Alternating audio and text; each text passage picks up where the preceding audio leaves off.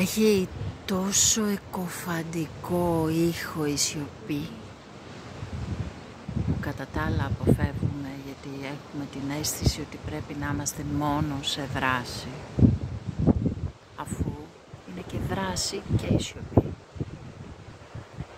Είναι τόσο ηχηρή, τόσο φωτεινή η σιωπή που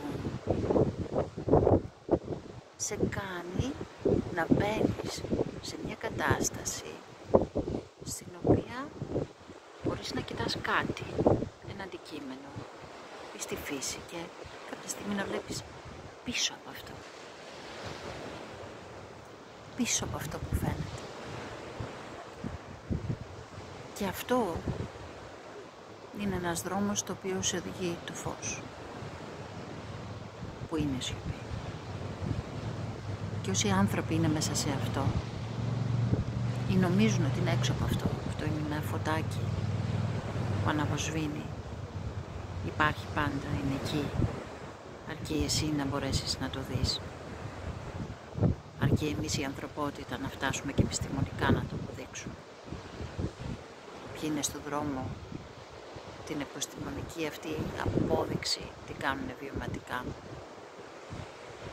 Σε όποιον δρόμο και αν έχεις επιλέξει, αρκεί να ανυψώνεσαι, να συναντάς αυτό το δοχείο της σιωπής που σε γεμίζει.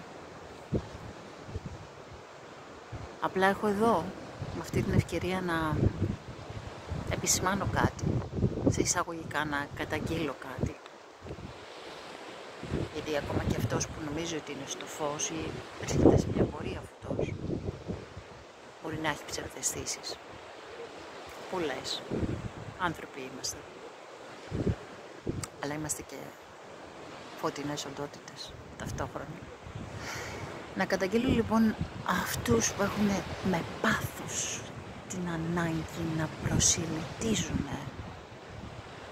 μέσα στο δικό τους δρόμο, στο δικό τους σχήμα, το πνευματικό που έχουν επιλέξει κι άλλους. Κατανοώ την ανάγκη να το μοιραστούν, αλλά θέλει πολύ μεγάλη εξέλιξη, διόραση και νορατικότητα για να αντιληφθείς ποιοι άνθρωποι το κάνουν από πάθος ή από αγάπη. Το πάθος και αυτός που φανατικά σε οποιοδήποτε σχήμα είπαμε προσπαθεί να σε προσιλητήσει, έχει μέσα του έναν εγωισμό από εδώ μέχρι το υπερπέραν. Απλά δεν τον έχει αναγνωρίσει αυτόν τον εγωισμό.